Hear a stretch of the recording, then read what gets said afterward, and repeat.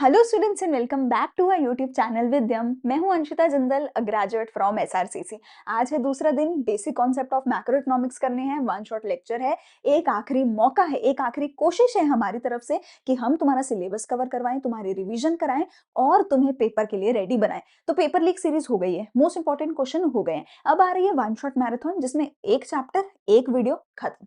Revision करो, इसके बाद जाके इंपॉर्टेंट क्वेश्चन है, ठीक है। साथ साथ नोट्स जरूर बनाने हैं, साथ साथ नोट सारी चीज करनी है, ठीक है। लेकिन सबसे पहले कमेंट सेक्शन में जाके प्रॉमिस करो, डे 2 लिखो, अपना नाम लिखो, अटेंडेंस लिखो और एक प्रॉमिस कि पूरे 20 दिन मेरे साथ ये पढ़ाई रोज करोगे, ठीक है। शुरू करते हैं हमारे आज के लेक्चर को, basic concept of macro economics को।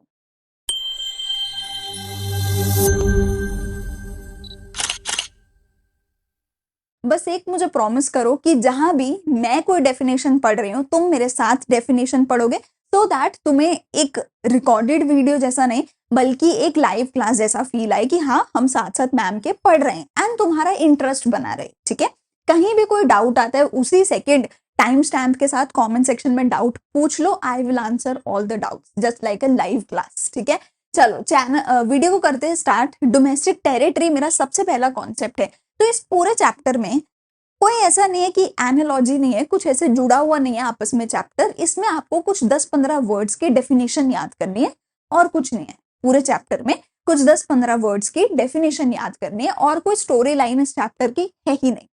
सबसे पहले शुरू करते हैं डोमेस्टिक टेरिटरी से। चलो, तो it is the geographical territory. अब मेरे साथ डेफिनेशन पढ़ोगे। It is the geographical territory administered by a government within which persons, goods and capital circulate freely।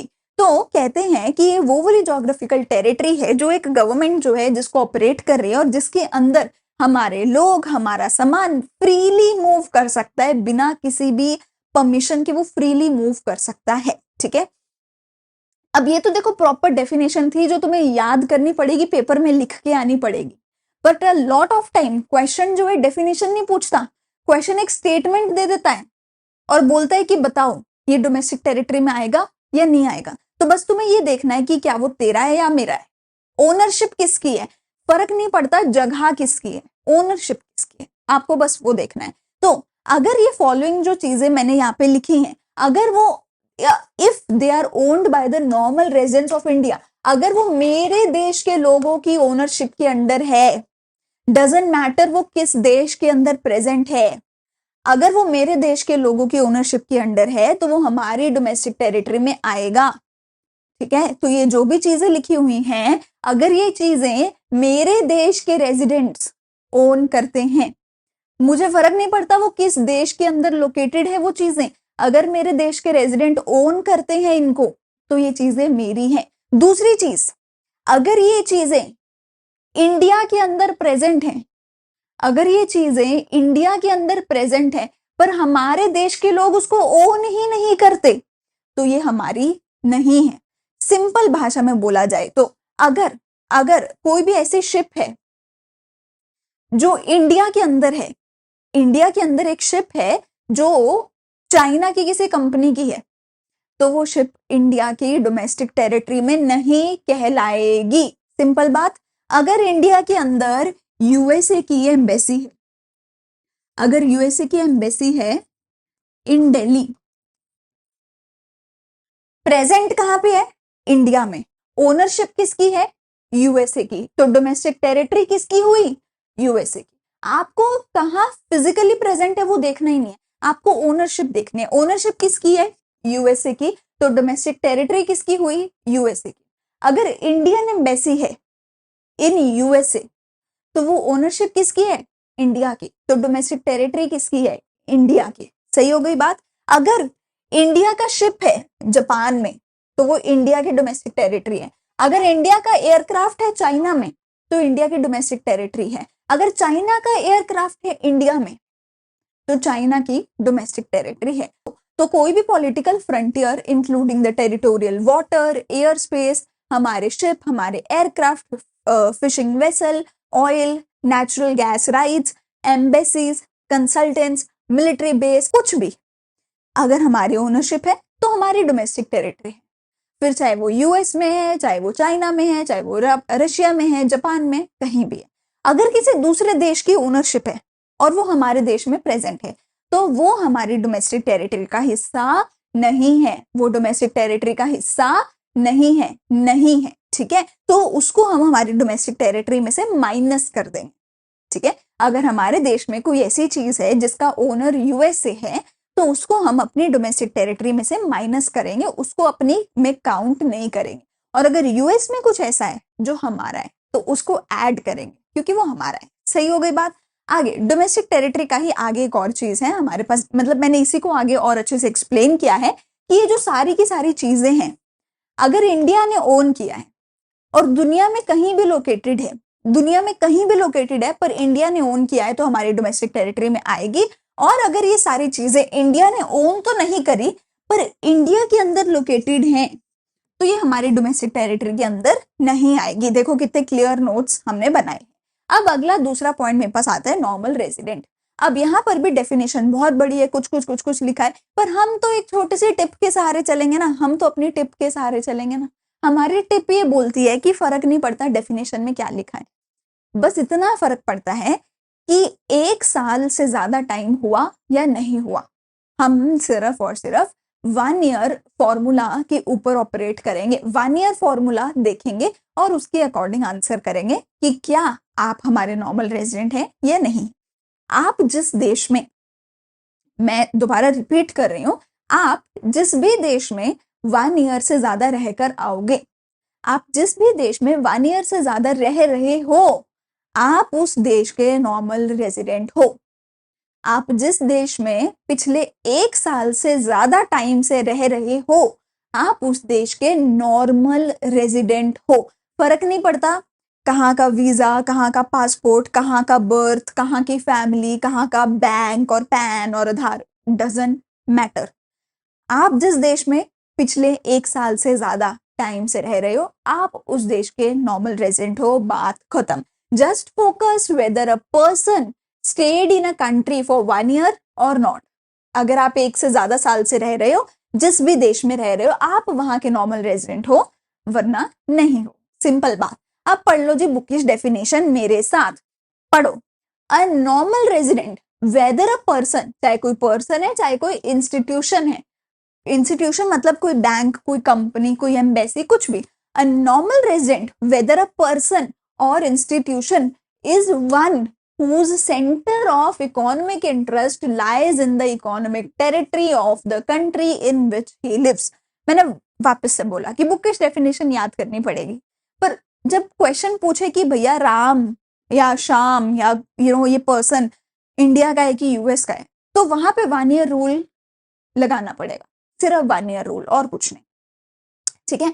पर डेफिनेशन क्या बोलती है कि आप जिस देश में रहते हो, अगर उस देश में आपका इकोनॉमिक इंटरेस्ट लाई करता है, तो आप उस देश के नॉर्मल रेजिडेंट हो। इकोनॉमिक इंटरेस्ट का क्या मतलब है कि आप वहां पर रहते हो और वहां पर इकोनॉमिक टेरिटरी के अंदर 1 साल से ज्यादा से रहते हो, और आप वहां पे अपनी बेसिक इकोनॉमिक एक्टिविटीज जैसे कि अर्निंग, स्पेंडिंग, एक्यूमुलेशन, यानी कि अपना खर्चा पानी वहीं से चलाते हो। सिंपल भाषा में बोला जाए, आप जिस देश में रह के अपना खर्चा पानी चलाते हो, ठीक है, पैसा कमाते हो, पैसा खर्च करते हो, आप उस देश के नॉर्मल रेजिडेंट हो। बट वहां पे 1 ईयर रूल लागू होता है कि अगर 1 साल से ज्यादा उस देश में रह रहे हो, तो वहां के आप नॉर्मल रेजिडेंट बन जाते हो। याद रखना, डजेंट मैटर कहाँ पे पैदा हुए, फैमिली कहाँ पे है, पासपोर्ट कहाँ का है, वीजा कहाँ का है, फर्क नहीं पड़ता। अगर 1 साल से ज्यादा कहीं रह रहे हो, तो वहां के नॉर्मल रेजिडेंट हो, ठीक है जी। Simply put, whether a person is living for a period of more than 1 year या नहीं, तो उसके अकॉर्डिंग आप देख लेना। It doesn't matter where you were born, पैदा कहाँ हुए फर्क नहीं पड़ता। हो गया नॉर्मल रेजिडेंट, फिर से मजा आ गया। अब आती है बात सिटीजनशिप की। सिटीजनशिप एक लीगल रूल है। यहाँ पे आपको लॉ अबाइड करना पड़ेगा, लॉ को फुलफिल करना पड़ेगा, कुछ रूल्स को फुलफिल करना पड़ेगा, तभी आप सिटीजन बन सकते हो, वरना आप सिटीजन नहीं बन सकते हो। सिंपल भाषा में बोला जाए, अगर आज आप कनाडा जाना चाहते हो, अमेरिका जाना चाहते हो, या दुनिया में किसी भी देश में जाना चाहते हो, आप वीजा लेके वहां जा सकते हो। पर क्या आपको वहां का ग्रीन कार्ड मिल जाएगा? क्या आपको वहां की सिटीजनशिप मिल जाएगी? तो वो नहीं मिलेगी। एक सिटीजन के पास राइट होता है कि वो वोट कर सकता है फॉर एग्जाम्पल, और ऐसे बहुत सारे राइट्स होते हैं जो टूरिस्ट को या ऐसे लोग आते जाते रहते हैं उनको वो राइट्स नहीं मिलते। तो अगर आप कहीं का ग्रीन कार्ड सिटीजनशिप लेना चाहते हो उसके लिए कुछ एक्स्ट्रा लॉज उस देश के फुलफिल करने पड़ेंगे। अगर लॉ फुलफिल नहीं करना चाहते हैं उसका भी एक तरीका है सिटीजन बनने का। क्या? वहां पे पैदा हो जाओ, जिस देश में पैदा हो जाओगे उस देश के सिटीजन बन जाओगे। अब अगर यूएस में जाके सिटीजन बनना चाहते हो जाओ यूएस में जाके पैदा हो जाओ तो सिटीजन बन जाओगे। अब ऑब्वियसली पैदा नहीं हो सकते, पैदा तो हो गए, तो अब रूल फॉलो करने पड़ेंगे। तो सिटीजन बनने के दो तरीके होते हैं। सिटीजन बनने के दो तरीके होते हैं, या तो तुम जहां पर पैदा हुए वहां के सिटीजन बन जाओगे। अगर वहां पे पैदा नहीं हुए और फिर भी वहां का सिटीजन बनना है तो बेटा हर देश के कुछ लीगल प्रोविजंस होते हैं जो उस देश के जो किसी भी इंसान को अलाउ कर देगा सिटीजन बनने के लिए। अब ये लीगल प्रोविजन क्या होते हैं? ये कोई एक कॉमन चीज नहीं है, हर देश का अलग अलग क्राइटेरिया हो सकता है और आप जिस देश के सिटीजन बनना चाहते हो उसका क्राइटेरिया चेक करो कि ग्रीन कार्ड लेने के लिए क्या क्राइटेरिया कौन सा देश फॉलो करता है। इट्स नॉट अ स्टैंडर्डाइज्ड चीज कि ऐसा कर लिया तो किसी भी देश के बन गए, नहीं। ठीक है, हर देश का अपना क्राइटेरिया होता है। इट मीन्स अगर आपको इंडियन सिटीजनशिप लेनी है तो दो तरीके से ले सकते हो, या तो आप इंडिया में अगर पैदा हुए हो तो इंडियन सिटीजन बन जाओगे, या फिर a person born outside India, या फिर आप इंडिया से बाहर पैदा हुए थे पर अब आप इंडिया में अप्लाई करते हो सिटीजनशिप के लिए और इंडियन लॉ के अकॉर्डिंग आपने सारे क्राइटेरिया फुलफिल करे तो इंडियन लॉ आपको अलाउ कर देगा इंडियन सिटीजन बनने के लिए। सिंपल भाषा में ग्रीन कार्ड आपको मिल जाएगा। टिप हमारे पास यहाँ पर क्या है कि सिटीजनशिप एक लीगल कॉन्सेप्ट है, आपको लॉ को फुलफिल करना पड़ेगा, पर नॉर्मल रेजिडेंट एक इकोनॉमिक कॉन्सेप्ट है। आप जहाँ पे खर्चा पानी करते हो एक साल से वहां नॉर्मल रेजिडेंट बन जाओगे, लॉ नहीं चाहिए, है ना। तो सिटीजनशिप एक लीगल कॉन्सेप्ट है और एक सिटीजन एक नॉर्मल रेजिडेंट के बराबर नहीं होता है। एक सिटीजन एक नॉर्मल रेजिडेंट के बराबर नहीं होता है। ठीक है, सिटीजन वो होता है जिसने लीगल प्रोविजंस फॉलो करे, नॉर्मल रेजिडेंट वो होता है जो किसी भी देश में पिछले एक साल से अपना खर्चा पानी चला रहा है, वहां पे रहता है, खर्चा करता है, इनकम कमाता है, वो नॉर्मल रेजिडेंट होता है। दोनों बराबर नहीं है। ठीक है, चलो अगेन कोई भी डाउट है तो कमेंट सेक्शन में पूछ सकते हो। अगली चीज factor income and transfer income. फिर से काफी कुछ पढ़ेंगे पर पहले टिप्स की बात कर लेते हैं। तो टिप एक सिंपल सी है, अगर किसी ने आपको दान में फ्री में कुछ दे दिया, आपके ऊपर तरस खा के किसी ने कुछ आपको दे दिया, ठीक है, उसको हम ट्रांसफर इनकम बोलेंगे। या किसी ने आपको गिफ्ट दे दिया, आउट ऑफ लव दे दिया, आउट ऑफ सिंपैथी दे दिया, ठीक है, दान में दे दिया, ऐसे फ्री में गिफ्ट में दे दिया, ठीक है, सरकार ने आपको कोई कंसेशन दे दिया तो उसको ट्रांसफर पेमेंट बोला जाएगा। पर किसी ने अगर आपको आपके ऊपर दया खा के नहीं पैसा दिया बल्कि आपके काम के बदले में आपके खून पसीने की कमाई अगर किसी ने आपको दी है तो उसको फैक्टर इनकम बोला जाएगा। बात खत्म। खून पसीने की कमाई, काम के बदले में कमाया गया पैसा फैक्टर इनकम कहलाता है। पर जो किसी ने पैसा आपको फ्री में दे दिया, आपके ऊपर दया खा के दे दिया, ठीक है, आपको कोई गिफ्ट दे दिया है out of love, out of sympathy, ठीक है, तो वो ट्रांसफर इनकम कहलाता है। अब अगर ये समझ आ गया तो फिर से पढ़ते हैं। ये बायलेटरल पेमेंट होती है, ये यूनिलेटरल पेमेंट होती है। बायलेटरल मतलब खून पसीना बहाया, काम किया, पैसा आया, काम किया, पैसा आया, टू साइडेड हो रहा है, गया आया। पर ट्रांसफर इनकम में नहीं है, मैंने कुछ काम किया ही नहीं, आपको मेरे ऊपर दया आ गई तो मेरे पास पैसा आ गया, बात खत्म, मैंने काम तो कोई किया ही नहीं। So that is transfer income. Single sided, unilateral मतलब सिंगल साइडेड, बायलेटरल मतलब डबल साइडेड, डबल साइडेड, ठीक है। इनकम या पेमेंट आप बोल सकते हो, कुछ भी एक ही बात है, क्योंकि अगर आप मुझे कुछ दे रहे हो, आपके लिए पेमेंट है, मेरे लिए इनकम है। आपने मुझे 100 रुपए दिए तो आपके लिए 100 रुपए की पेमेंट थी, मेरे लिए 100 रुपए की इनकम है। बात तो वही है, तो मैं इनकम बोलूं या पेमेंट बोलूं, बात तो वही है, ठीक है। अब ये डबल साइडेड है, ये सिंगल साइडेड है। अब पढ़ते हैं डेफिनेशन, जल्दी से पढ़ लो मेरे साथ, ठीक है। Income received by the factors of production for rendering factor services in the production process.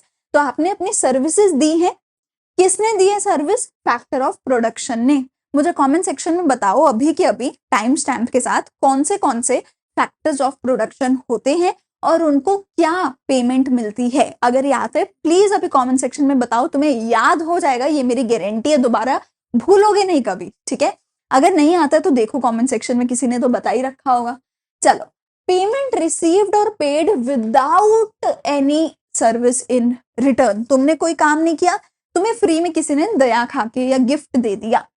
Unilateral payment transfer income, ये नेशनल इनकम में भी ऐड होता है, डोमेस्टिक इनकम में भी ऐड होता है। ये नेशनल इनकम में भी ऐड नहीं होता है, डोमेस्टिक इनकम में भी ऐड नहीं होता है।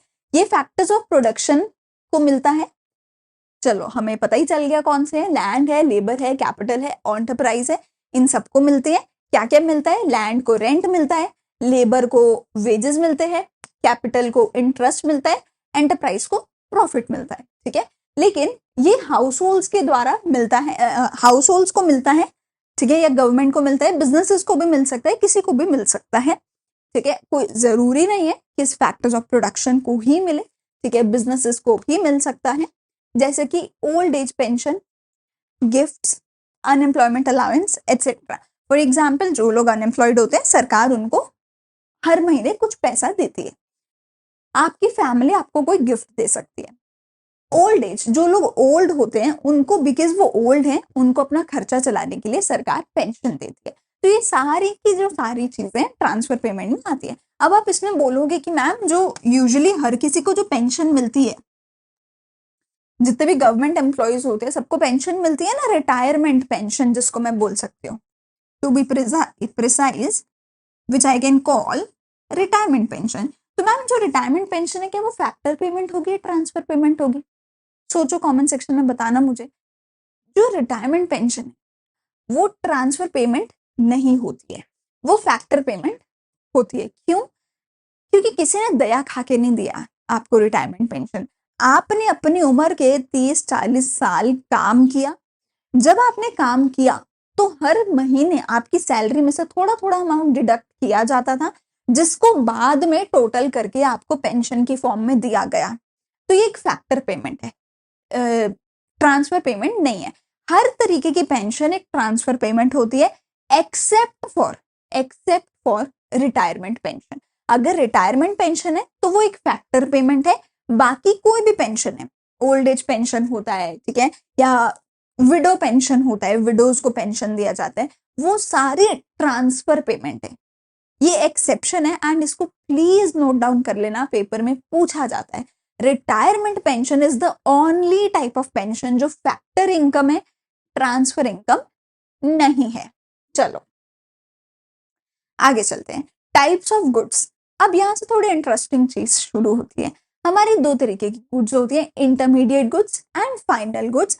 फाइनल गुड्स में भी आगे दो पार्ट्स होते हैं, consumption goods and capital goods. अब इनको समझने के लिए भी मैं सबसे पहले आपको इजी टिप्स एंड ट्रिक्स बताती हूँ, उसके बाद हम आगे बात करते हैं, ठीक है। इंटरमीडिएट गुड्स ऐसी गुड्स होती हैं that are used in production, ठीक है। इसको आप कभी भी अपने हाउस होल्ड में, अपने घर में कभी यूज नहीं करोगे, ठीक है। ये जो इंटरमीडिएट गुड्स होती हैं ये with in 1 year, less than 1 year खत्म हो जाती हैं, लेस देन 1 ईयर यूज होके खत्म हो जाती हैं। तीसरी चीज, ये जो गुड्स होती हैं, इंटरमीडिएट गुड्स होती हैं, ये पूरी तरीके से प्रोडक्शन प्रोसेस में यूज हो जाती हैं, खत्म हो जाती हैं, इतना कि हमें पता भी नहीं चलता कि वो कहाँ गई। समझ रहे हो? वो गायब हो जाती है। Used in the production process का क्या मतलब है कि वो एक तरीके से क्या हो जाती हैं, वो एक तरीके से गायब हो जाती हैं, हमें दिखती ही नहीं है वो कहाँ गई। मतलब अगर आपने क्रीम खरीदी केक के ऊपर लगाने के लिए तो आपको सेपरेटली क्रीम दिखेगी ही नहीं, क्योंकि वो केक पे लग चुकी है, now it is a cake, तो अब आपको दिख ही नहीं रहा वो कहाँ गया। अगर आपने अपने स्कूल में चौक खरीदा है लिखने के लिए, ठीक है, या पेन में इंक खरीदी है, तो इंक यूज हो गई, खत्म हो गई, उड़ गई, अब आपको पता ही नहीं अच्छा इंक आई भी थी कभी, चौक आया भी था कभी, पता ही नहीं, क्योंकि वो खत्म हो चुका है within the production process. लेकिन जो फाइनल गुड्स हैं ये प्रोडक्शन प्रोसेस में यूज नहीं होती, ये हाउस होल्ड्स में यूज होते हैं। ये यूजुअली लेस देन 1 ईयर भी हो सकता है, पर मोर देन 1 ईयर भी हो सकता है, मोर देन 1 ईयर भी हो सकता है, लेस देन 1 ईयर भी हो सकता है। तीसरी चीज, ये गायब तो नहीं होती है, हमें यूजुअली दिख रही होती है कि भैया मैंने एक एसी खरीदा, मैंने 3 साल यूज किया, अब एसी खराब हो गया, दिख तो रहा है ना, कहीं गायब तो नहीं हो गया, उड़ तो नहीं गया। तो mostly I am not saying always, mostly ये गायब नहीं होती, ये हमें दिखती है कि भैया हाँ फोन खराब हो गया, बट फोन तो है। यहाँ पर तो भैया आपने फोन की बैटरी या ये सब कुछ जो फोन में डाला, वो सब तो फोन के अंदर चला गया, अब आपको पता ही नहीं बैटरी कहाँ है ना। ठीक है, तो यूजुअली ये क्या है, हमें दिखती नहीं है, बिकॉज ये पूरी तरीके से यूज हो जाती है within the production process. Again मैं डेफिनेशन नहीं बता रही हूँ अभी, मैं आपको टिप्स बता रही हूँ कि इस बेसिस पे आइडेंटिफाई कर सकते हैं हम इंटरमीडिएट गुड्स को और फाइनल गुड्स को, because it's very important to understand how to identify. Definition रट्टा मार के लिख दोगे, डेफिनेशन पूछी नहीं जाएगी, पूछी जाएगी 4 गुड्स देके कि ये कौन सी है, अब वो बताना पड़ेगा, टेक्निकल चीज है, दिमाग लगाना पड़ेगा, तो ये टिप्स वहां पे काम आएंगी। ठीक है, अगली चीज, consumption goods versus capital goods. Consumption goods versus capital goods, अगर एक हाउस होल्ड ने खरीदी है तो वो कंजम्पशन गुड है, अगर एक बिजनेस ने खरीदी है तो वो एक कैपिटल गुड है। अगर एक हाउस होल्ड ने खरीदी है तो वो एक कंजम्पशन गुड है, अगर एक बिजनेस ने खरीदी है तो एक कैपिटल गुड है। अब पूरी चीज को दोबारा समझो, अब पूरी चीज को दोबारा समझो। 2 तरीके की गुड्स होती हैं, या तो ऐसी जो with in the production process use हो जाती हैं, या फिर ऐसी जो प्रोडक्शन प्रोसेस से बाहर आ चुकी हैं एंड अब हाउस होल्ड जिसको फाइनल गुड्स की तरह यूज करेगा। फाइनल गुड्स के भी 2 तरीके हैं कि फाइनल गुड्स को एक बिजनेस भी यूज कर सकता है, एक हाउस होल्ड भी यूज कर सकता है। देखो सिंपल, अगर मैं ये जो बोर्ड है, मैं जिस बोर्ड पे आपको पढ़ा रही हूँ, अगर मैं ये बोर्ड खरीदूं for the purpose of resale, तो ये मेरा इंटरमीडिएट गुड है। क्या इस बोर्ड को मैंने रीसेल के लिए खरीदा? नहीं खरीदा। क्या मैंने इस बोर्ड को इसलिए खरीदा कि इसमें कुछ इंप्रूवमेंट करूं और बेच दूं? नहीं, मैंने इस बोर्ड को इसलिए खरीदा ताकि मैं इस बोर्ड के थ्रू आपको पढ़ा सकूं। It is like an investment for me, it is like an investment for me. क्या ये बोर्ड सिर्फ 1 साल चलेगा? नहीं, ज्यादा चलेगा। कैपिटल गुड्स हमेशा ऑलमोस्ट ऑलवेज 1 साल से ज्यादा चलती हैं, ऑलमोस्ट ऑलवेज 1 साल से ज्यादा चलती है। क्या ये गायब हो जाएगी? नहीं। ये बोर्ड खराब भी हो गए तो भी मुझे दिख रहा है कि पड़ा है, बोर्ड खराब हुआ पड़ा है, पड़ा तो है, गायब नहीं होगा। तो अगर एक बिजनेस कोई ऐसी चीज खरीदे जो 1 साल के अंदर यूज हो जाए, वो इंटरमीडिएट गुड है। पर अगर कोई बिजनेस एक ऐसी चीज खरीदे जिसको वो रीसेल नहीं कर रहा, जिसको वो एज एन इन्वेस्टमेंट खरीद रहा है, जो उसके लिए एक एसेट बन रहा है, एसेट तो मैम स्टॉक भी होता है, कौन सा? एक फिक्स्ड, एक लॉन्ग टर्म एसेट जो बन रहा है बिजनेस के लिए, वो कैपिटल गुड्स कहलाते। और अगर हाउस होल्ड खरीद रहा है, अगर हाउस होल्ड खरीद रहा है फिर तो पक्का कंजम्पशन गुड है, पक्का फाइनल गुड है, बात खत्म। अगर हाउस होल्ड खरीद रहा है तो फाइनल गुड है, कौन सी फाइनल गुड? Consumption good. पर अगर एक बिजनेस खरीद रहा है तो देखो 1 साल के अंदर यूज हो जाएगी तो इंटरमीडिएट, अगर 1 साल के अंदर यूज नहीं होगी तो कुछ भी हो सकती है, यू मोस्टली कैपिटल गुड होगी। ठीक है, तो कैपिटल गुड जो है वो इन्वेस्टमेंट पर्पज से खरीदे जाते हैं। मोस्टली जितने भी आपके लॉन्ग टर्म फिक्स्ड एसेट होते हैं वो कैपिटल गुड्स में ही आते हैं, और जो आपके इंटरमीडिएट गुड्स होते हैं वो करंट एसेट टाइप वाली ही चीजें होती हैं, और वो यूजुअली टोटली यूज अप हो जाती है इन the production process. Mostly raw material यहाँ पे आ जाता है। ठीक है, पर ये जो है यूज अप नहीं होते, this is as an investment. ठीक है, चलो टिप क्या है? Goods and services are categorized on the basis of their ultimate use और the purpose for which they are used in the end. आप किस पर्पस से यूज कर रहे हो उस बेसिस पे कैटेगराइज करी जाती है। घर पे यूज करना है, फाइनल गुड, फाइनल में कौन सी? Consumption good. अगर रीसेल के लिए है, इंटरमीडिएट गुड। रॉ मटेरियल है to be used in the production process, intermediate good. अगर बिजनेस ने खरीदा है इन्वेस्टमेंट पर्पस से तो फाइनल गुड है, और कौन सी फाइनल गुड है? कैपिटल गुड है। ठीक है, तो एंड पर्पस, एंड यूज का पर्पस आपको पता होना बहुत जरूरी है। ठीक है, फाइनल और इंटरमीडिएट गुड्स में अब जल्दी से डिफरेंस देखते हैं। ये फाइनल कंजम्पशन के लिए या इन्वेस्टमेंट के लिए यूज किया जाता है। फाइनल कंजम्पशन कौन करता है? हाउस होल्ड, कंजम्पशन गुड्स की। और इन्वेस्टमेंट कौन करता है? बिजनेस, किसकी? Capital goods. ठीक है। इंटरमीडिएट गुड्स कौन सी होती है? These are used for resale or further production of goods and services within the same year. ठीक है, within the same year resale के लिए या फर्दर प्रोडक्शन के लिए यूज होता है। ये नेशनल इनकम और डोमेस्टिक इनकम में ऐड होती हैं। इंटरमीडिएट गुड्स कभी भी ऐड नहीं करी जाती, कभी भी ऐड नहीं करी जाती कहीं भी। ठीक है, ये फाइनल यूज के लिए रेडी है, इसमें और कोई फर्दर वैल्यू एडिशन करने की जरूरत नहीं है। पर ये ऑब्वियसली इंटरमीडिएट गुड्स अभी फाइनल यूज के लिए रेडी नहीं है, अभी इसमें वैल्यू एडिशन करना जरूरी है। ये प्रोडक्शन बाउंड्री को क्रॉस कर चुकी है, तभी तो प्रोडक्शन अब हो चुकी है, अब घर पे जाएंगी यूज होने। ये प्रोडक्शन बाउंड्री के अभी अंदर है, अभी इन्होंने बाउंड्री क्रॉस नहीं करी है। जैसे अगर एक हाउस होल्ड ने मिल्क खरीदा तो ये हमारा फाइनल गुड है। अगर एक मिल्क खरीदा, अगर एक मिल्क कौन यूज कर रहा है? एक डेयरी शॉप या एक फैक्ट्री अगर मिल्क यूज कर रही है मिठाई बनाने के लिए, तो उसको हम क्या बोलेंगे? इंटरमीडिएट गुड बोलेंगे। ठीक है, चलो अगली चीज मेरे पास आती है capital goods and consumption good का डिफरेंस। कंजम्पशन गुड्स कौन सी होती है? जो एक हाउस होल्ड यूज करता है। ठीक है, इनकी डायरेक्ट डिमांड होती है। डायरेक्टली मैं अपने घर पे अगर कुछ भी यूज कर रही हूँ तो वो कंजम्पशन गुड है। पर कैपिटल गुड क्या होती है? ये इनडायरेक्टली इनकी डिराइव्ड डिमांड होती है, ये इनडायरेक्टली हमारी नीड्स एंड वांट्स को पूरा करती हैं। फॉर एग्जाम्पल, अगर ये जो स्क्रीन है, ये स्क्रीन में आपको बेच नहीं रही हूँ, पर इस स्क्रीन के थ्रू मैं आपकी जो वांट है पढ़ाई की उसको पूरा कर। हम एक बिजनेस में फर्नीचर खरीदते हैं, एसी खरीदते हैं, मशीनरी खरीदते हैं, हम वो आपको मशीनरी बेच नहीं रहे, पर वो मशीनरी की वजह से हम सामान बना के आप तक पहुंचा पा रहे हैं। तो आपके डिमांड को वो मशीन भी पूरा कर रही है, पर डायरेक्टली नहीं, इनडायरेक्टली। ठीक है, तो उसको डिराइव्ड डिमांड है, इनकी डायरेक्ट डिमांड है कंजम्पशन गुड्स की। ठीक है, they do not promote production capacity. इससे प्रोडक्शन कैपेसिटी बढ़ती ही नहीं है, क्योंकि प्रोडक्शन में यूज ही नहीं होती है, तो घर पे ही यूज होती है।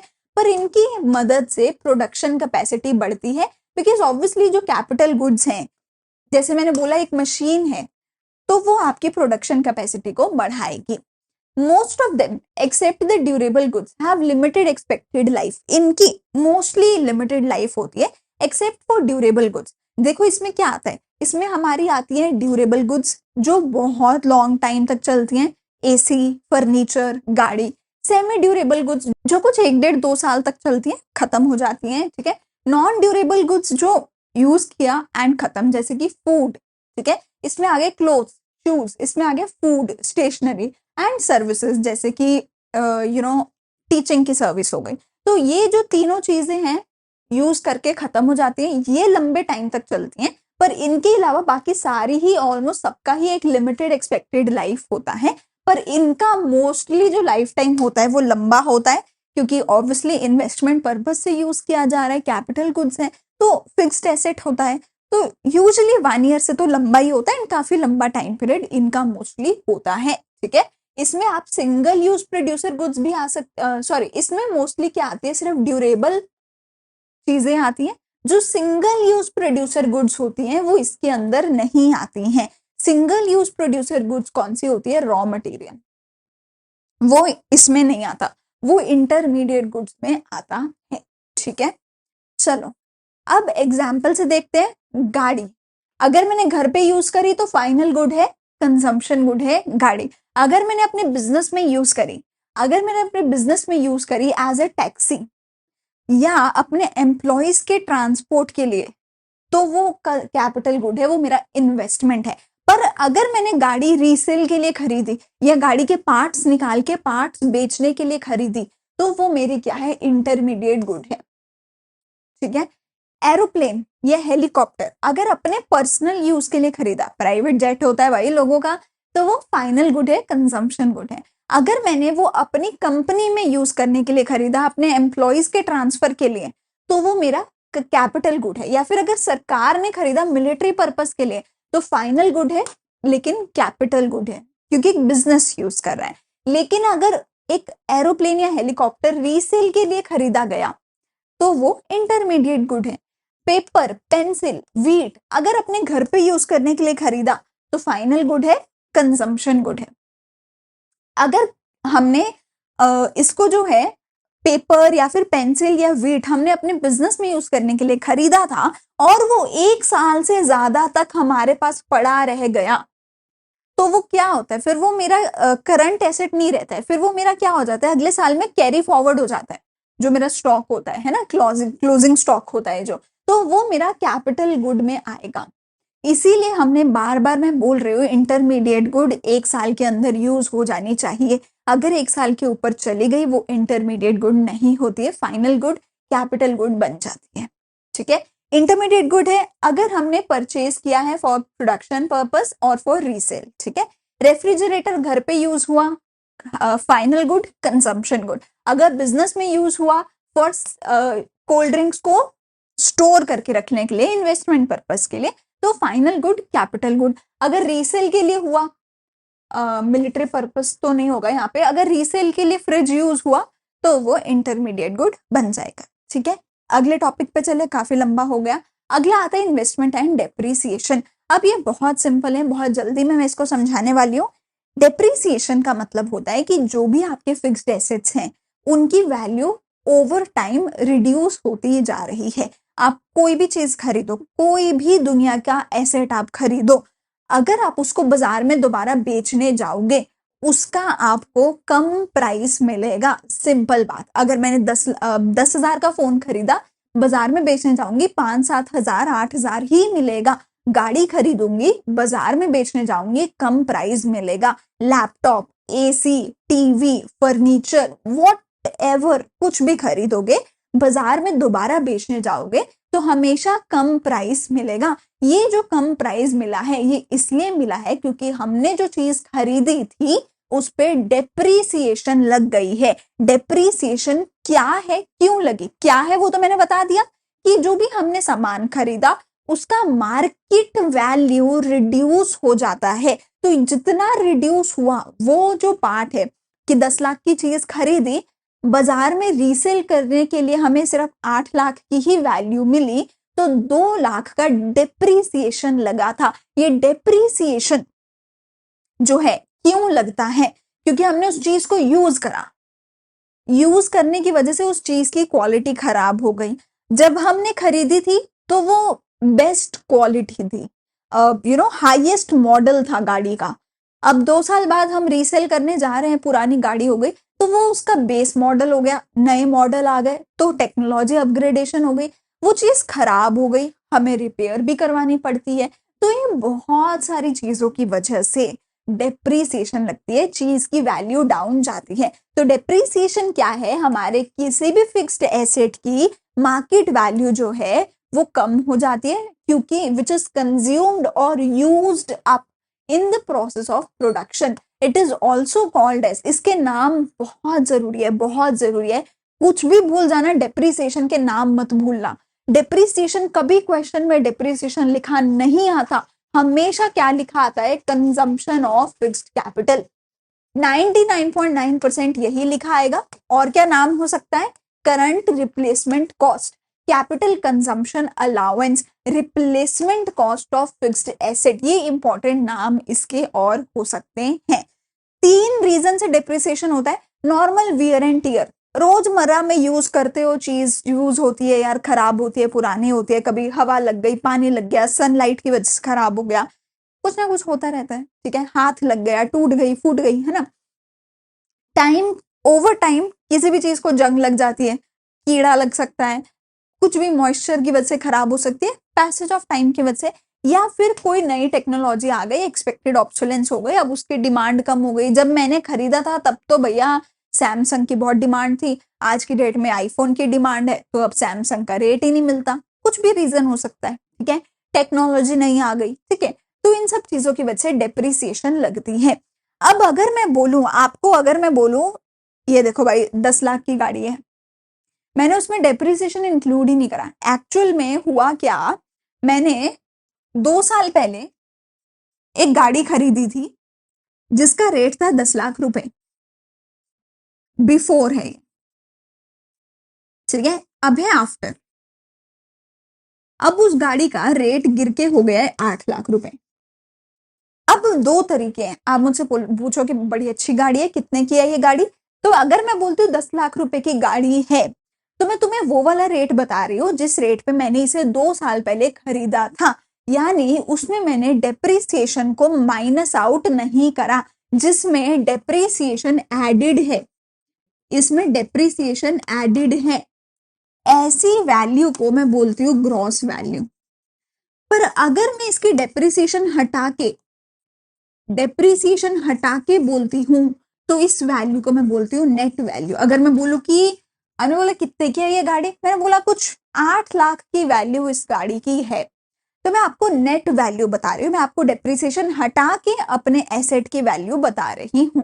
तो अगर किसी भी इन्वेस्टमेंट में बेटा जी डेप्रिसिएशन एडेड है तो उसको ग्रॉस इन्वेस्टमेंट बोला जाता है। सो ग्रॉस इन्वेस्टमेंट पढ़ो मेरे साथ, it is the addition to the stock of capital before making allowance for depreciation। depreciation minus करने से पहले, यानी कि ऐसी वैल्यू जिसमें depreciation एडेड है, उस वैल्यू को ग्रॉस वैल्यू बोला जाता है। It does not indicate the actual change in stock of an economy as it includes depreciation। Actual में 2 साल में कितना चेंज आया वो पता ही नहीं चलेगा, क्योंकि 2 साल पहले 10 लाख थी, आज 8 लाख है, पर मैं 10 लाख ही बोल रही हूँ, तो मुझे पता ही नहीं चलेगा कि 2 लाख की डेप्रिसिएशन है, ठीक है। Net investment is the actual addition made to the capital stock of economy in a given period, it doesn't include depreciation. इसमें जो है बेटा डेप्रिसिएशन इंक्लूड नहीं होती है, डेप्रिसिएशन माइनस हो जाती है। तो ओवर 2 ईयर्स मुझे कितना, या ओवर 1 ईयर या what ever time period actual में कितना चेंज आया, मुझे वो नेट इन्वेस्टमेंट से पता चलता है, क्योंकि इसमें हम डेप्रिसिएशन हटा चुके होते हैं, ठीक है। चलो आगे चलते हैं। डेप्रिसिएशन और कैपिटल लॉस में क्या फर्क है। डेप्रिसिएशन होती है वियर एंड टियर की वजह से, expected obsolescence and passage of time की वजह से, जो मैं बता चुकी हूँ। पर कैपिटल लॉस इन वजह से नहीं होता। कैपिटल लॉस होता है किसी भी अनफोर्सीन नेचुरल कैलामिटी की वजह से, किसी भी ऐसे रीजन से जो मुझे पता ही नहीं था हो सकता है। और कैपिटल लॉस एक बहुत बड़े लेवल पे होता है। कैपिटल लॉस की वजह से मेरी 10 लाख की वैल्यू सीधा 0 हो सकती है, पर डेप्रिसिएशन से 10 लाख वाली 8 लाख हो गई, ठीक है। पर कैपिटल लॉस से 10 लाख वाली बिल्कुल 0 पे आ सकती है। तो डेप्रिसिएशन होती है नॉर्मल वियर एंड टियर की वजह से, पर ये हो सकता है किसी अनफोर्सिन ऑब्सोलेंस की वजह से, या तो कोई नेचुरल कैलामिटी आ गई, चोरी हो गई, एक्सीडेंट हो गया, आग लग गई, उस वजह से सीधा मशीन जल गई, 10 लाख की मशीन 0 हो गई, दैट इज कैपिटल लॉस, ठीक है। इसके लिए हम प्रोविजन बना के रखते हैं, जैसे कि हम अपने रिजर्व फंड्स बना के रखते हैं कि डेप्रिसिएशन के लिए, डेप्रिसिएशन के हम रिजर्व फंड्स बना लेते हैं, ठीक है। पर इसके लिए मुझे पता ही नहीं, मैंने सोचा ही नहीं था कि चोरी होगी, मैंने सोचा ही नहीं था कि आग लगेगी, तो मैं कोई रिजर्व नहीं बना के रखती इसके लिए। हाँ, लेकिन मैं इंश्योरेंस जरूर करवा लेती हूँ कि कल को आग लगी तो मुझे इंश्योरेंस का पैसा मिल जाएगा, तो इसके लिए इंश्योरेंस करवाई जाती है, इसके लिए रिजर्व फंड बनाया जाता है, जो कि आप अकाउंट्स में पढ़ते हो, ठीक है। इससे प्रोडक्शन प्रोसेस हैम्पर नहीं होता। हमें पता है कि मशीन, जब मैं मशीन खरीदती हूँ तभी पूछ लेती हूँ कितने साल चलेगी, अच्छा 5 साल चलेगी, तो मैं ऑलरेडी अपने दिमाग में सोच के बैठी हूँ कि 5 साल बाद मशीन बदलनी है, तो उससे मेरे प्रोडक्शन प्रोसेस में कोई हैम्परिंग कुछ नहीं होगा। पर ये तो मैंने सोचा ही नहीं था, एकदम से आग लग गई और सब खत्म हो गया। अब जब तक मुझे इंश्योरेंस का पैसा नहीं मिलता और जब तक मैं सब कुछ दोबारा से बैक टू नॉर्मल नहीं लेके आती, तब तक मेरा प्रोडक्शन प्रोसेस चालू नहीं हो सकता है। तो ये जो है ये मेरे प्रोडक्शन प्रोसेस को हैम्पर कर देती है, ठीक है। आगे चलें। अगली चीज मेरे पास आती है नेट इनडायरेक्ट टैक्सेस। अब नेट इनडायरेक्ट टैक्सेस देखो क्या होते हैं, तो इसके लिए नेट इनडायरेक्ट टैक्स का फॉर्मूला है, it is the difference between indirect tax and subsidy. It is the difference between indirect tax and the subsidy. तो एनआईटी का फॉर्मूला क्या होता है, indirect tax minus subsidy. Indirect tax का क्या मतलब होता है, ये वो वाला टैक्स होता है बेटा जो हमारे इनकम या हमारे प्रॉफिट पे नहीं लगता, जो गुड्स एंड सर्विसेज पे लगता है। जब भी आप कोई गुड्स या सर्विस खरीदते हो तो उस पर आप जीएसटी पे करते हो, जीएसटी एक इनडायरेक्ट टैक्स होता है। अगर आप इनकम पे इनकम टैक्स पे करते हो तो वो डायरेक्ट टैक्स होता है, पर यहाँ पे हम उसकी बात नहीं कर रहे। हम यहाँ पे जीएसटी जैसे एक्साइज ड्यूटी जैसे इनडायरेक्ट टैक्सेस की बात कर रहे हैं। और सब्सिडी क्या होता है बेटा? Financial assistance provided by the government to the producers to fulfil the social welfare objective. अगर सरकार कोई भी चीज आपको फ्री में देती है उसको सब्सिडी बोला जाता है। जैसे कि दिल्ली में, पंजाब में आप आम आदमी पार्टी की सरकार क्या करती थी? 300 यूनिट बिजली फ्री है। तो ये जो 300 यूनिट बिजली फ्री दे रही है ना सरकार, इसको बोला जाता है सब्सिडी। ऐसे ही बिजनेसेस को सरकार बिजली फ्री देती है, टैक्सेस में कटौती कर देती है, या कुछ ना कुछ पानी फ्री में दे दिया, कुछ ना कुछ फ्री में देती है। तो जो सरकार फ्री में देती है उसको सब्सिडी बोला जाता है। तो सरकार ने जो लिया एक बिजनेस से माइनस सरकार ने जो दिया एक बिजनेस को, तो ये जो फाइनल अमाउंट निकला इसको नेट इनडायरेक्ट टैक्स बोला जाता है। तो इनडायरेक्ट टैक्स में से सब्सिडी माइनस किया तो आगे वर्ड लग गया नेट। तो ऐसा इनडायरेक्ट टैक्स जिसमें से सब्सिडी माइनस नहीं है उसको इनडायरेक्ट टैक्स बोला, पर जिसमें से सब्सिडी माइनस हो गई है उसको नेट इनडायरेक्ट टैक्स बोला। हो गई बात खत्म। लास्ट टॉपिक मेरे पास आता है नेट एनआईटी। अच्छा सॉरी, एनआईटी में अब आ गई एक और चीज मेरे पास है कि अगर किसी भी चीज में से एनआईटी माइनस हो चुका है तो उसको फैक्टर कॉस्ट बोला जाता है।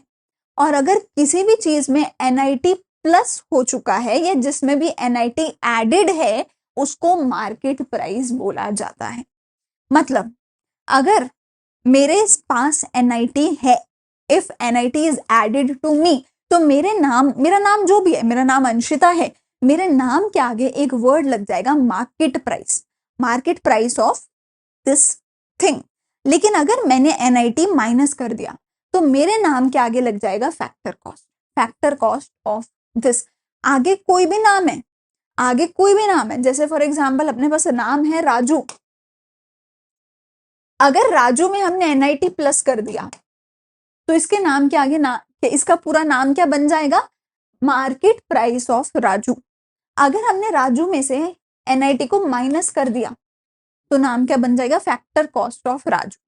ठीक है, तो किसी भी चीज में से एनआईटी माइनस है, फैक्टर कॉस्ट उसके नाम के आगे जोड़ दो। किसी भी चीज में एनआईटी प्लस है तो उसके नाम के आगे जोड़ दो मार्केट प्राइस। अगली चीज last, net factor income from abroad, NFIA क्या बोलता है? एनएफआईए कहता है जैसे हमने डोमेस्टिक टेरिटरी में पढ़ा था, something similar to that. NFIA कहता है कि अगर मेरे देश का पैसा है, अगर मेरे देश के, देखो हमने यहाँ पे लिखा होगा नॉर्मल रेजिडेंट्स, ठीक है, अगर मेरे देश के नॉर्मल रेजिडेंट्स का पैसा है तो वो मेरे देश का पैसा है। अगर मेरे देश के नॉर्मल रेजिडेंट्स का पैसा नहीं है तो वो मेरा पैसा नहीं है। एनएफआईए सिंपल कहता है मेरा पैसा मेरा, फिर चाहे वो मैंने तेरे घर में कमाया चाहे वो मैंने अपने घर में कमाया, तेरा पैसा तेरा, फिर चाहे वो तूने तेरे घर में कमाया या तूने मेरे घर में कमाया। अगर तुमने कोई पैसा मेरे घर में आके कमाया, कोई नहीं, मेरे घर में कमाया तो तुमने है ना, तो आओ मेरे घर से अपना पैसा लेकर जाओ। पर अगर मैंने कोई पैसा तुम्हारे घर में कमाया है तो लाओ मुझे मेरा पैसा दे दो। तो मेरी तुम्हारे साथ क्या ट्रांजेक्शन हो रही है? मैंने तुम्हारे घर में जो कमाया वो तुम मुझे दे दो, तुमने मेरे घर में जो कमाया वो मैं तुम्हें दे दूंगी। प्लस माइनस कर रहे हैं, लेकिन क्या प्लस कर रहे हैं कि मेरे लोगों ने तुम्हारे घर में जाके पैसा कमाया वो तुम मुझे दे दो, और तुम्हारे लोगों ने मेरे घर में आके जो पैसा कमाया वो मैं तुम्हें दे दूंगी। तो अगर इंडिया के लोग कनाडा जाते हैं ना, पंजाबी हमारे जाते हैं ना कनाडा, गुजराती जाते हैं कनाडा, अगर हम लोग कनाडा जा रहे हैं, कनाडा जाके पैसा कमा रहे हैं, अरे कमाया कनाडा में, कमाया तो हमने, तो वो पैसा कनाडा में नहीं बल्कि इंडिया की फैक्टर इनकम में जोड़ा जाएगा। सिमिलरली अगर नेपाल के या आसपास किसी भी देश के लोग भारत में आए और उन्होंने भारत में आके पैसा कमाया तो वो भारत की नहीं, उनकी जो है फैक्टर इनकम में जोड़ा जाएगा और हमारी वाली में से माइनस करा जाएगा। ठीक है, अगर हमने कनाडा जाके पैसा कमाया तो वो हमारे वाले में प्लस कर दो, अगर उन्होंने यहाँ आके पैसा कमाया तो वो हमारे वाले में से माइनस कर दो, क्योंकि वो पैसा हमें उनको देना पड़ेगा। तो net factor income from abroad क्या कहता है? It is the difference between factor income received from the rest of the world and factor income paid to the rest of the world. हमने बाहर से जो पैसा रिसीव किया, जो हमारे लोगों ने बाहर से कमाया था, उसको जोड़ दो और उनके लोग जो यहाँ आकर कमा कर गए उसको माइनस कर दो, क्योंकि वो उनका पैसा है, हमें उनको देना है। तो NFIA is equal to FIFA minus FITA, factor income from abroad, factor income to abroad. ये फॉर्मूला है फीफा माइनस फिटा। फीफा का क्या मतलब है? हमारे लोगों ने कमाया, फिर चाहे दुनिया में कहीं भी कमाया, हमारे लोगों ने कमाया चाहे दुनिया में कहीं भी कमाया, तो वो हमारे वाले में जुड़ जाएगा, फैक्टर इनकम फ्रॉम अब्रॉड। चाहे वो हमने wages, salaries, rent, interest, dividend, retained earning, किसी भी तरीके से हमने पैसा कमाया, अगर हमने बाहर जाके कमाया तो वो हमारे वाले में जोड़ दो। और अगर बाहर वालों ने यहाँ आके कमाया, ठीक है, which is paid to the normal residents of other countries, यानी कि जो हमारे लोगों ने नहीं कमाया, जो नॉन रेजिडेंट्स का पैसा है, जो उन्होंने हमारे देश में कमाया, वो पैसा हम अपने देश में से माइनस कर देंगे, क्योंकि वो पैसा हमने उनको पे करना है। ठीक है, चलो अब एक यहाँ पर एक छोटी सी और चीज मेरे पास रह गई, लास्ट टॉपिक, कि अगर किसी भी चीज में NFIA जोड़ दिया जाएगा उसका नाम बन जाएगा नेशनल, अगर किसी भी चीज में से NFIA माइनस कर दिया जाएगा उसका नाम बन जाएगा डोमेस्टिक। फिर से एक अब सिंपल भाषा में समझते हैं। हमारा जो राजू है, अगर मैं राजू में NFIA जोड़ दूंगी तो उसका नाम बन जाएगा नेशनल राजू, और अगर मैं उसमें से NFIA माइनस कर दूंगी उसका नाम क्या बन जाएगा? डोमेस्टिक राजू। ठीक हो गई बात? अब सिंपल देखो, अगर ये हमारा राजू है, अगर मैं इसमें NFIA जोड़ दूं और मैं इसमें नेट इनडायरेक्ट टैक्स भी जोड़ दूं, तो राजू का नाम क्या बनेगा? तो राजू का नाम क्या बनेगा? राजू का नाम बनेगा market price of national Raju, क्योंकि NIT जोड़ा था तो मार्केट प्राइस आ गया, NFIA जोड़ा था तो नेशनल आ गया। अगर मैं इसमें डेप्रिसिएशन भी जोड़ दूं, अगर मैं इसमें डेप्रिसिएशन भी जोड़ दूं तो ऑफ साथ में एक और क्या लग जाएगा वर्ड? ग्रॉस राजू। समझ रहे हो? अगर डेप्रिसिएशन माइनस कर दूं तो नेट राजू, अगर NIT माइनस कर दूं तो फैक्टर कॉस्ट ऑफ राजू, अगर NFIA माइनस कर दूं तो हमारा डोमेस्टिक राजू। ठीक है, तो सिंपल भाषा में बोला जाए तो NFIA जोड़ा है या माइनस करा है, इसको और इसको जोड़ा है या माइनस करा है, इसके बेसिस पे अलग अलग नाम हैं जो किसी भी चीज के आगे या पीछे लगने वाले हैं। ठीक है, जिसको हम अगले चैप्टर में पढ़ेंगे कि ये नेमिंग कैसे करी जाती है। बस उस चैप्टर पे जाने के लिए प्लीज इस पूरे चैप्टर को अच्छे से पढ़ लेना, क्योंकि मैं उसमें दोबारा नहीं बताऊंगी what is NFIA, what is national, what is domestic, what is gross and all of that. वो सब हम इस चैप्टर से पढ़ के जाएंगे, वहां जाके नामकरण करेंगे। अभी हमने पढ़ लिया नेट, NIT, NFIA, फीफा, फीटा, ग्रॉस, सब कुछ। अगले चैप्टर में जाके नामकरण करेंगे on the basis of rules जो हमने यहाँ सीखे। तो ये chapter very important to move on to the next chapter. अगर कुछ अच्छा लगे तो लाइक शेयर सब्सक्राइब जरूर करना। ये वीडियो आज की यहीं होती है खत्म। टेलीग्राम से नोट्स मिल जाएंगे, व्हाट्सएप पे MCQs मिलेंगे, हर जगह पे जाके फॉलो करो। कुछ भी अच्छा लगे मुझे कमेंट सेक्शन में जरूर बताना। हम मिलेंगे अगली वीडियो में, तब तक अच्छे से पढ़ाई करो। Thank you, bye bye.